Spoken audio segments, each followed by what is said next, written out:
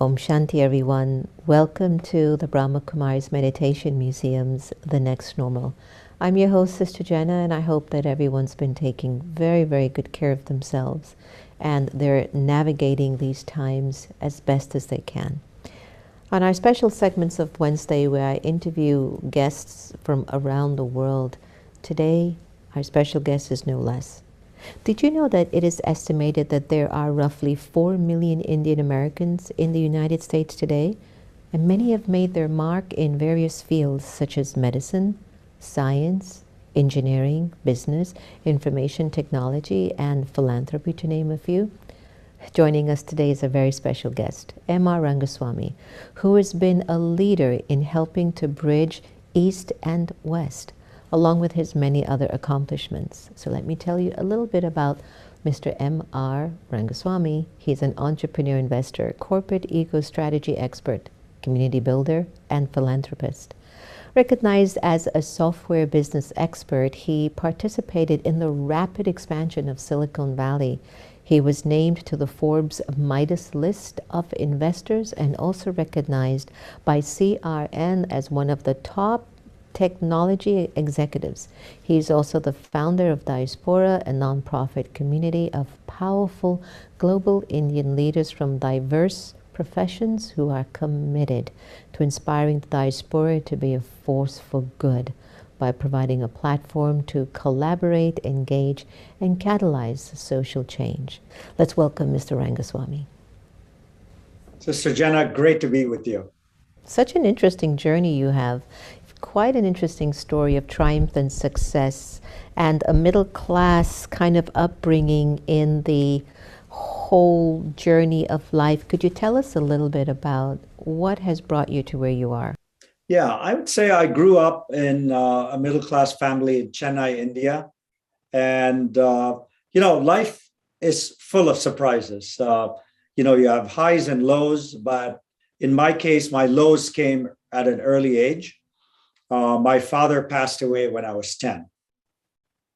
And that was a shock. And I think, if I'm right, he's the only person I've seen die in front of me in my entire life. And this happens at age 10. And so it was a rude awakening for me to lose your father at such a young age.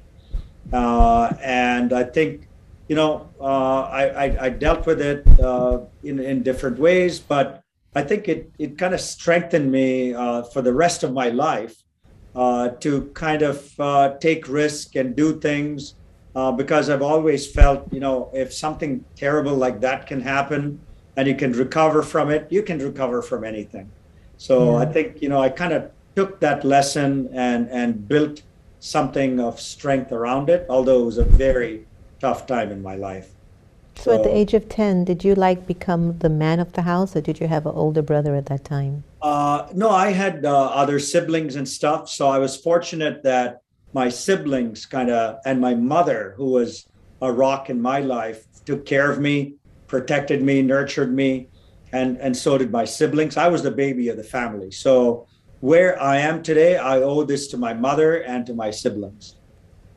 Beautiful, beautiful. So at what age did you come over to the United States of America, and what was happening in your life at that time? Yeah, so I was in India and I grew up there in Chennai and initially tried to be an accountant, got an accounting degree. I didn't like that. Then I got a law degree. I didn't like that. And one of my older siblings was living in the US and he came for a visit and he said, "Hey, why don't you come to the US?" I really didn't have any aspirations or desire to go there, but he made that offer and I took him up on it. And so I applied to do my master's in business, my MBA, got into a program here, and I came out at the age of 21 to the US. Wow. Was there anything that was sort of scary for you at that time, or did you feel the support of family when you came over? There was definitely family support, but the Indian government at that time didn't give you much support. And that's why I'm in that book that you call the $8 Man, was because people like me who left India to study were given a total allowance, a foreign allowance of $8 to leave the country. So we had to come here. And thanks to my brother who supported me early on in my education. And then, of course, I got scholarships and assistantships to finish out my program. But the initial money had to be a loan I took from him at the time of starting my program. So yeah, it was a high risk kind of an experience because I was fortunate. I was an immigrant who didn't have to come to the U.S. because I was being persecuted in my home country, or I didn't Mm-hmm. have money or a life. I came on my own volition, but it was still a risk I took, and and I'm so happy that I did take the risk because it made me who I am today. That's one of the things I've loved about America is you can come here and reinvent yourself almost at any age, whether you're 21 or 51. There's just this energy here that gives you permission to thrive as much as you can. And one of the things I've learned or watched our culture is we really put in the work. We really put in the work to get to wherever we think we're supposed to get. So with $8 in your pocket, your brother's here, you have to earn a living, you've got to go to school. Did you have a mentor at that time that you felt like was really guiding you and moving you forward? Because I know in a lot of your conversations, you say that you really wish you had one, but was there a quiet mentor somewhere, someone that you used to look at in the media, in the newspaper and magazines and say, yes, I'd like to become like that? I didn't have a role model or a mentor at that time. I think for most of my life, good or bad, I've been a wanderer. And so I take risk. I do things. I really don't haven't really set too many goals in life where I said I got to be X by this time or any of that kind of an experience. So it was one of these where I came here. I went to school. I took some money from my brother, borrowed money, which I repaid later. And then I was fortunate to get an assistantship and take a summer job and do all these things. But I really, at that time, didn't even know or realize I needed to have a mentor. It's only when I look back and I go, boy, did I wish there was someone I could go talk to about my trials, my tribulations, and challenges. So it's only I felt that later when I did get a mentor. That's when I said, my God, I wish I'd had someone prior to that. But, I've basically been a wanderer in that sense. Well, it's gotten you very far. There are a lot of young boys and girls who are looking up to you as a mentor now. How does that make you feel? I mean, it's a lot of gratitude that I'm able to give back. I've got about half a dozen mentees at this time, on and off. Young people, they come to me once every 6 months or 3 months, talk about their lives. I give them counsel and advice. It's gratifying to be able to give back. I didn't have it, but it feels so good to give back and see these people move along in life, become successful, achieve their goals. So I get a lot out of doing it. Yeah, I can see.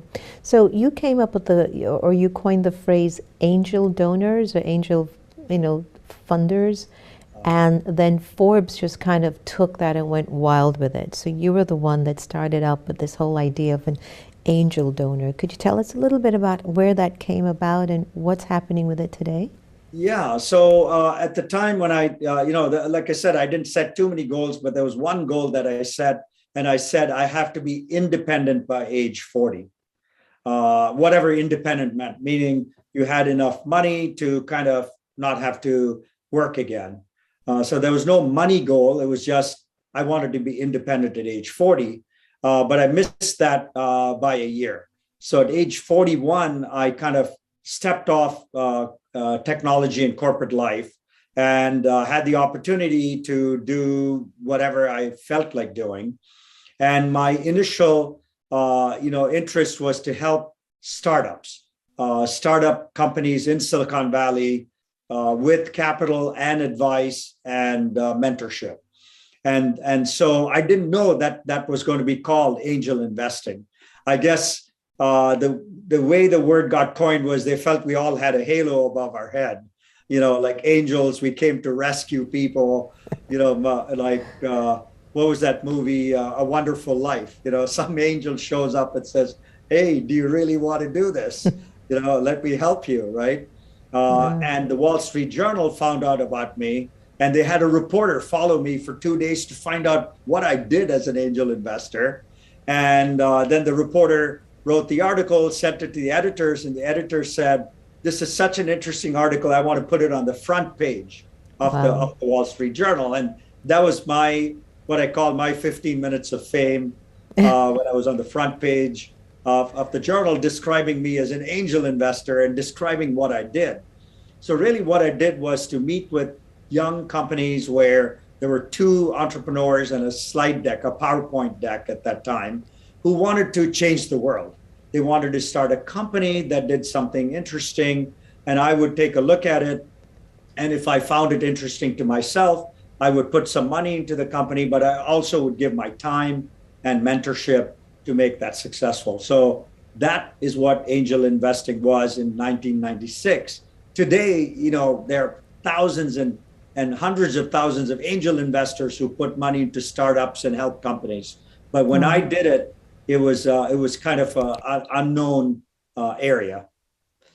How old were you in those days? I was 41 when I started doing that. Wow. So when you So, actually reached that point where you were like, I'm done, I'm good, then at 41, another chapter opened up for you. yeah, to be an angel investor, and Yeah. it was a fun thing to do. It was a great time. Looking back at it, it was great timing. I didn't know it was great timing, but when you in '96 to 2000, anybody could have been an angel investor and made millions of dollars because Silicon Valley was going through this Popping. growth and Yeah. expansion. You know. Yeah, they sure were. So, when you're an angel investor, you see a company, you look at the employees, the founders, you look at their passion, their drive, and you see the potential. Many people invest in organizations or companies that don't make it. What do you do when your angel investment just didn't make it? What were some of your thoughts and how did you rebound from it? Well, as an angel investor, you are in a privileged position. As an entrepreneur, you're not, because if you're an entrepreneur, you start one company and you rest on the success or failure of that company. As an angel investor, I get to invest in 10 companies. I only need one of them to be successful. So it's a very different position. I want all 10 to win, but statistics show that 9 out of 10 fail. So Mm. all I know is if I do 10 deals, one deal is going to be a winner and that'll pay for the 9 failures, right? Mm. So I'm in a privileged position in that sense. So, I could lose 5 or 6. So it's a tax write-off and you feel bad for the entrepreneur. And many of them try again because that's kind of the operating procedure in Silicon Valley is you try a few times. And I had the opportunity to do that myself because in my career, I was with my first startup. It went from zero to I think 8 million in 3 years, and then it went bankrupt, Chapter 11. I tried again, same kind of thing. It went to 30 million and went bankrupt again. And I was lucky enough the third time I tried, it was a home run. I went to Wow. a company, we took it public, and it was a big success. But you never know in life. Is it the first, second, third, 10th? No idea. Yeah. Yeah. Just keep going for it. You ever missed a great deal? You ever missed somebody who came to you for support and just says, I'm telling you we're going to make it, and you just like, no, but then later on you realize they became a great success? Absolutely. I How missed did you one feel? entrepreneur. I missed one entrepreneur because he was so cocky, so much bravado, and he said, "I'm raising money, put money into my company," and it was such an outrageous valuation for a startup. I walked away from the deal. So I walked away from a deal where he was asking for a valuation of $100 million, and a company was doing 1 million in revenues. I'm like, this is nuts, right? I walked away from the deal.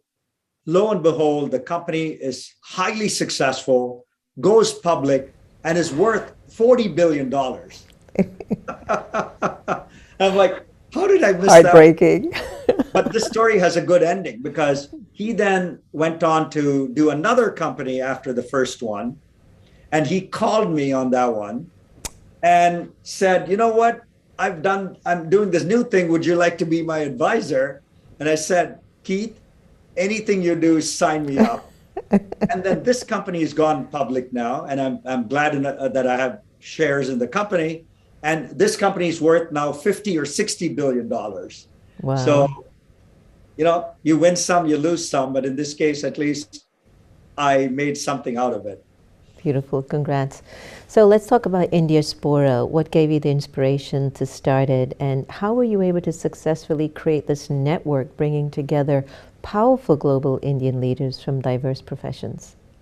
Yeah. So Indiaspora was my way of giving back to our community. There are about 4 million of us who live in the US, about 30 million of us who live across the world as people of Indian origin. And what I felt was, we needed to do something more than be a successful tech executive or a successful doctor or a lawyer or a business person. The community needed to be all inclusive, of people who are artists and academics and nonprofit leaders and bring everybody together. And we didn't have such an organization. And my passion is to build networks. So Indiaspora is the third network I've built. I've got a network of CEOs in tech called Enterprise. I've got another group of leaders in the sustainability space called Eco Forum. And this was the third network that I started. And this was more based on my ethnicity than anything else. And the reason I did it was I felt it needed to be an all-inclusive community. Philanthropy needed to be a big focus of our community because we have come to this country, worked hard, made money, become successful, but we need to be known as givers and not takers. And I felt that our community had done enough of taking. It was time to give. And that's what led me to kind of bring the community together with the view to give back, to give where you live, to give to India, to do more than just making money.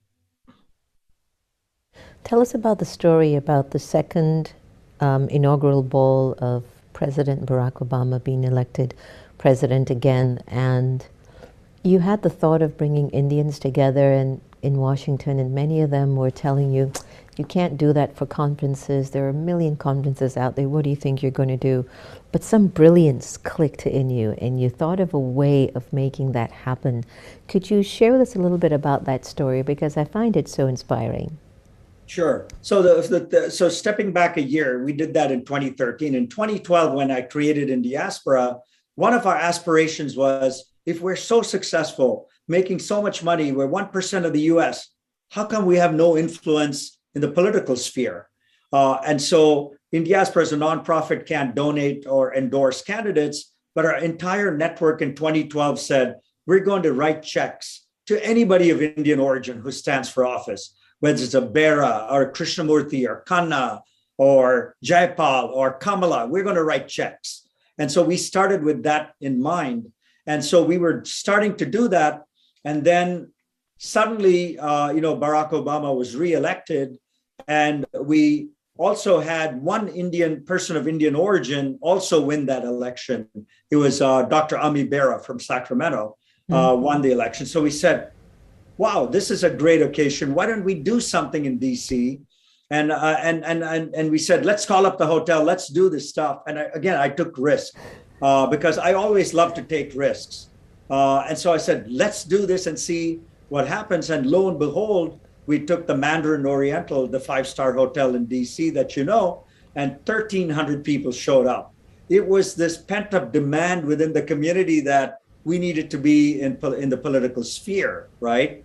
But that was a good part of it. The bad side of things was Indians can be frugal. We want to, not pay that much money for things. This is part of, I guess, the Indian whatever culture. I think because we're still thinking in rupees. In rupees, exactly. I was like, oh my God, the ticket to this ball is $200. It's so much money, So we ended up doing this event. President Obama sent his sister to be his surrogate at our event. And it was fantastic to have her and 50 senators and mayors and governors and congresspeople and stuff. That was a positive side. The negative and little unknown side is we lost money in this event. So it was a fabulous success from the media and getting together and influencing politics. But from a monetary angle, we actually lost money. Why do you think that is? Why? Because what everybody basically, because I'm in DC, I know how we are here.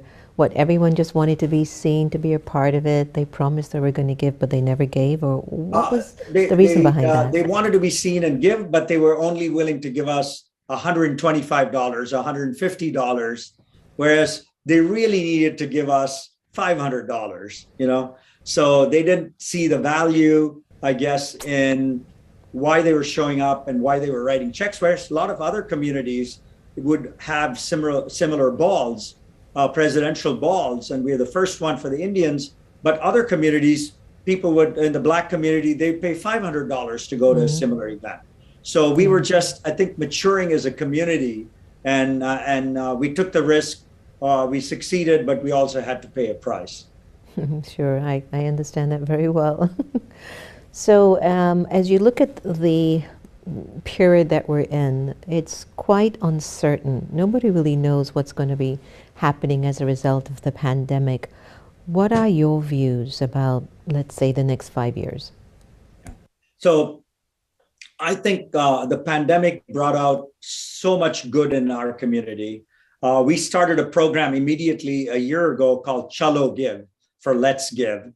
And we raised enough money last year to pay for 8 million meals in India to migrant workers, but also to the food banks in the US. We had this problem. Then the second wave of COVID happened, and we were able to raise almost $5 million this time, and another 5 to 10 million through other third parties by collaborating with them to just send to India. So our community rose up in big numbers, big dollars to give back both in the US and to India. So I think the giving part of it opened up because of the pandemic, right? So when I look at the next 5 years, I'm very hopeful. If we have a crisis, we have a need, our community is going to open up our wallets and help us give back to both India, to give back to soup kitchens in the US, whatever it takes. So I think this pandemic is going to be one of these that goes up and down, up and down. It's not going away. So we need to be prepared for the next wave of whatever happens. And we need to be prepared to help our community members here, Americans, Indians, it doesn't matter who you are. We need to be prepared to help. Absolutely. Well, one of the things that you're known for is your optimism and desire to be a catalyst for change, which is conveyed in your many inspirational speaking engagements and demonstrated by your life of service. What's the genesis behind this passion to give back? Because not everybody really gives back, but you are. And so this came over time, but I think every one of the three networks I've started, Eco Forum or Enterprise or Indiaspora, the ethos of the organization, the culture is to help each other. So it's not to say how great you are and how fantastic all the things you've done, but how can you help other people? So that's part endemic in all the organizations I've started is you help each other, no quid pro quo. You don't expect anything back. Maybe you get good karma somehow, but you don't expect that either.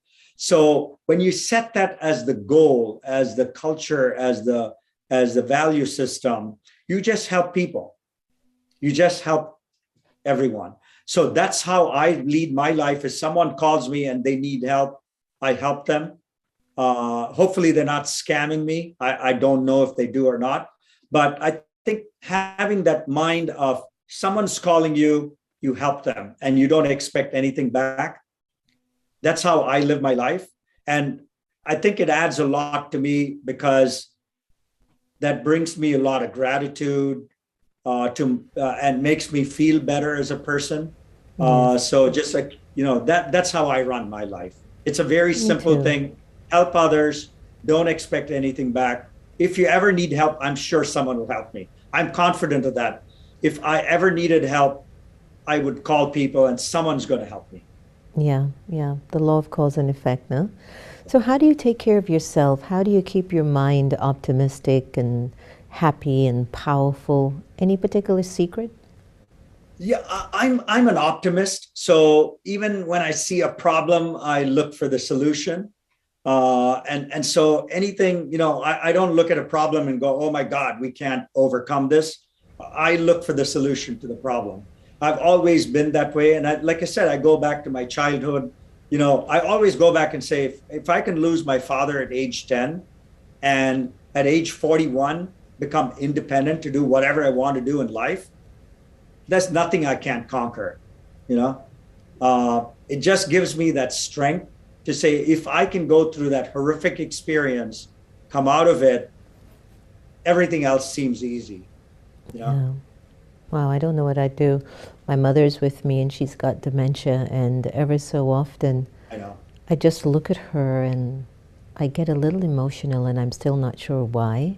And I don't know if it's because I've lost my best friend, a parent, my business partner, a spiritual guide. But every time I look at her, MR, it's like, I don't know, something comes over me. So can you imagine maybe that time when I do have to, to bring her body back into ashes and put it somewhere where it can be sacred, that I wonder if that's what I'm seeing or feeling. But to lose a parent at 10, I don't even think there are even words for it. And that's what's been my story. And that's why, taking risk, giving back, is just part of what I do. Yeah, yeah. So what's the message that you'd like to leave with everyone as we come to a close of our wonderful time together? Yeah, I would say, take risk. A lot of us find obstacles and we're not able to overcome it. Take that chance, take a risk. And just because the first time you fail, don't step back again into your boundaries. It might take you 2 or 3 attempts. In my case, like I said, to be successful in business took me 3 attempts. Some people it's taken 5 attempts. So don't give up on taking risk, stepping out of your bounds, comfort zone. That's something I tell people. But don't take stupid risks. I'm not telling you to write a check that cleans out your bank account and that kind of stuff. But do take the risk within means. The second thing I say is help people in even in a small way, whether it's your time, a half an hour of your time, or a few dollars. I mean, just help people, because we all are here, brought to this world for a purpose. And it's not like you're better than me and I'm better than someone else. We're all equal. And we all have our skills and our strengths and our weaknesses. So no one is better than anybody in this world. So help each other. Beautiful. Thank you so much, Mr. Rangaswami, for your inspiration, determination, continuation. I'm sure there are many people who are really going to find a lot of insights in our conversation today. Thank you so much for giving back to the world. Thank you for having me. Wow, everyone, wasn't that fantastic? Don't you love to hear driven personalities like Mr. Rangaswami keep telling you about life and how even if you failed, you go back up and you keep running? Let your life be a life of change. Make your life be something of good. Let it contribute to humanity rather than take. Let me know if you've enjoyed our show today by dropping us a comment or a message. And know that no one can take away your happiness unless you give them permission. And we really are here to love each other the same. Take care, everyone. Om Shanti.